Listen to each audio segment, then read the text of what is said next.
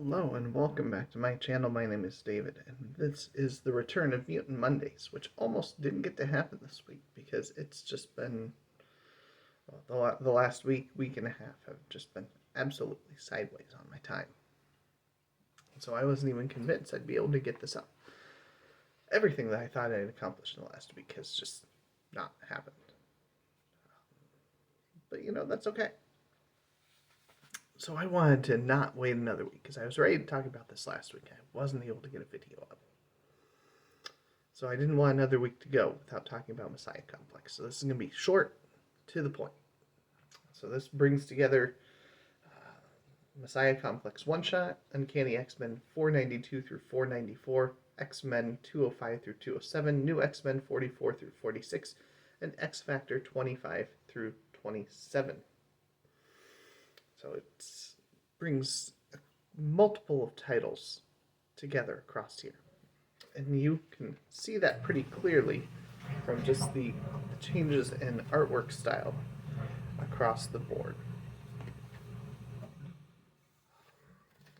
Not in a bad way. I think it's absolutely fascinating to see. You can tell here, there's a very, very different artist for this series. The thing I like about these sorts of little collections is it does put them all together in a way that you can read it.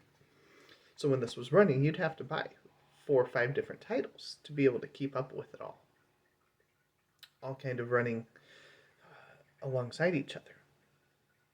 But this brings it all together. And the main premise here is it's shortly after House of M.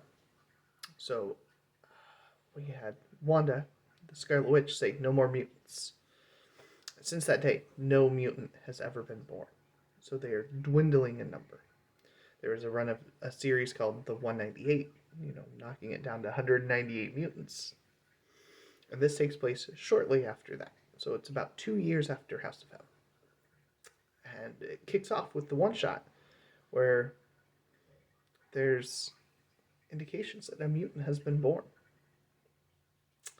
And of course, at that point in time, all sorts of chaos is going to break loose because everyone wants this mutant. The X-Men want him. There's a team led by Mr. Sinister called the Marauders that want them. There's a team of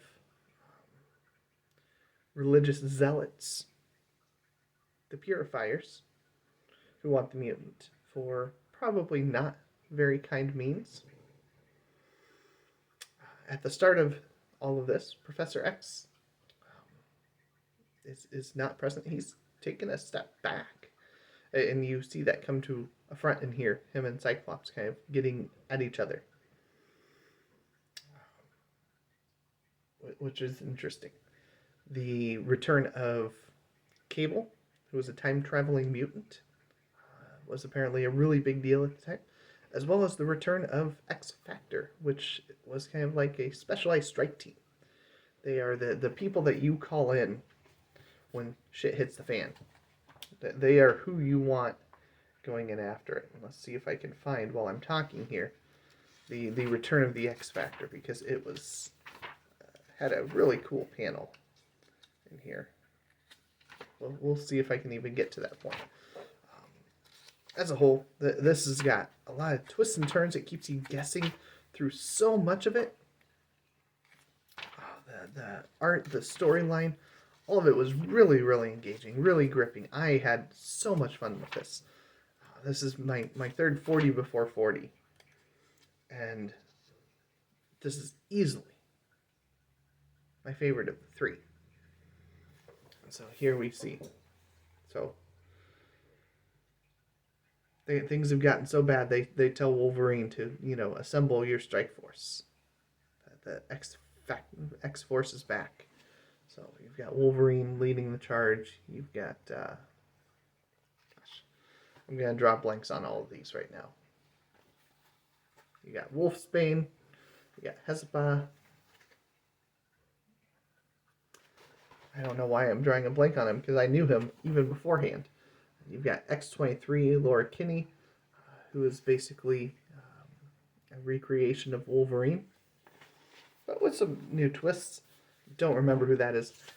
I don't know a lot of the people in here, at least not at first, and that's okay. So you can see there the next comic. There's the cover shown. And it was just really good. And that next comic opens up with, Cyclops and Xavier. I highly, highly recommend this one. This was so much fun. I would say that, the ideal way to do it would probably be House of M, and that's got Decimation Endangered Species. So it says in the aftermath of House of M, Decimation and Endangered Species. So, the ideal way to read it would probably be read those 3 storylines and then this. But, I think you could pick up this knowing nothing else other than mutants haven't been born for years. And it makes it pretty clear early on. And have a really, really good time with this.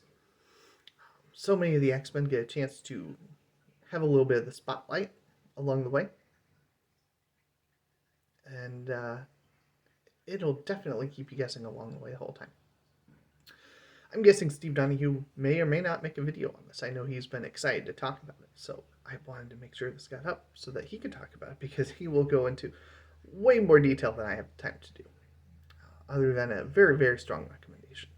I absolutely love this, and if this is even a sampling of what I can look forward to for the other 37 that I'm going to be reading, I'm in for some really fun reads. So, there you go. X-Men Messiah Complex.